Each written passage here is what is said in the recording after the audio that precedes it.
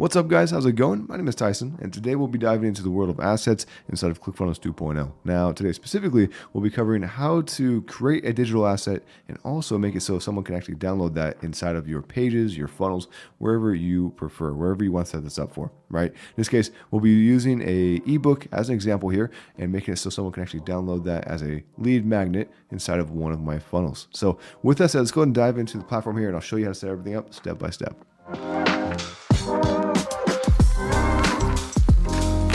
Okay, we're currently on my dashboard here inside of ClickFunnels 2.0. Now from here, we want to click on settings in the bottom left-hand side of the screen.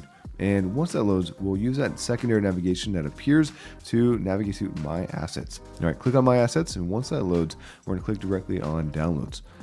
All right, now from here, go and upload the file over here on the right side of the page. If you haven't uploaded anything, you'll see it here or also in the middle of the screen. Either way, it's the same action that we're trying to achieve. Just click on Upload File on this page. All right, now from here, give this guy a name and upload the file. Just click on this button right here. You'll just navigate to the actual file location that you have on your computer, whatever it is that you're trying to provide, whether maybe it's like a checklist or maybe a PDF document or ebook, whatever it is. Just make sure to select it here and you're good to go from there.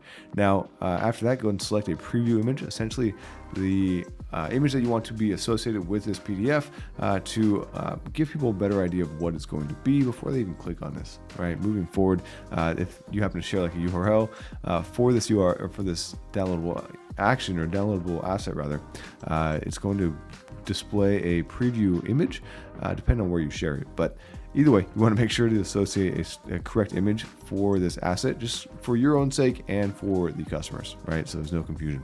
Now, once you do this, go ahead and click on Create File. And after that, it's going to reload the page and take you right back to this page right here. All right, downloads. From there, all we have to do is click directly on the asset that we just created. Right now, in this case, I'm going to use this one as the example. So I'll click directly on that. Now from here, we're going to go and head directly to the button right here that says download current file. In this case, all we have to do is right-hand click on it, not directly on it, right-hand click, or if you're not using a mouse and you're just using let's say a laptop, hold control on your keyboard and just regular click. All right, now from there, you'll see a drop down just like this. The specific action we're looking for is going to be copy link address, right? Just go ahead and click this directly.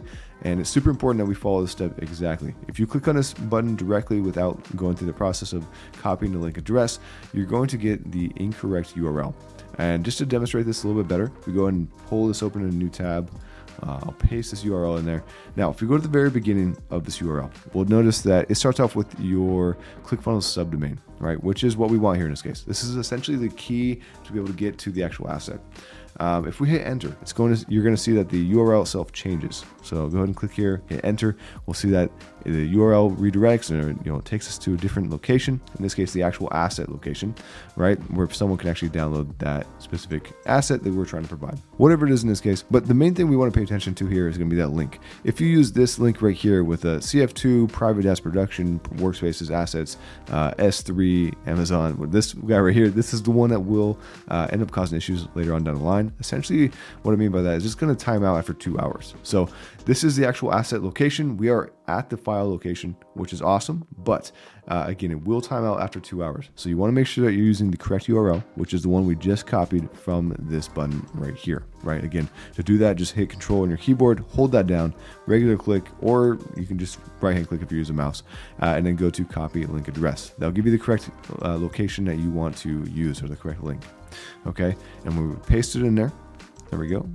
You will see that this is the actual URL we want to use, just so you can see there's going to be a difference between the two. This guy right here is essentially going to be that key to open a door every single time for this asset. It's not going to time out. It's going to bring you to the location every single time. And that's going to be super important in this case. Okay, super important. I just want to point that out before we move forward here. Make sure you're using this URL, not the other one. Essentially, the pre-rendered version of the URL is the one that you want, not the rendered version, which is this guy right here that says CF2 private production. Do not use this, okay? It will time out. As long as you're using the other URL, that will redirect us to the right spot every single time. You're good to go. Now, from there, let's go ahead and just head directly to the funnel that we want to add this to, whether or page, wherever you want to set this up for. In this case, I'm going to go to this tab I already have open, and we're going to go to the thank you page. All right, so I'm going to click on edit here for this particular step because this is where I want to set it up. All right, now from here, we're gonna go ahead and scroll down, and right here for this download button, we're gonna click directly on that. Now, it doesn't matter if you're necessarily doing this for text or a button. In this case, I'm just doing it for a button. I'll demonstrate both of them just so you have that as a, just in the back of your mind as a tool in your tool bag there. The action we want to set here for button action is going to be go to. So click on the drop down, make sure this guy is selected right here. There we go, just like that. And then from there, we'll use the option of custom URL.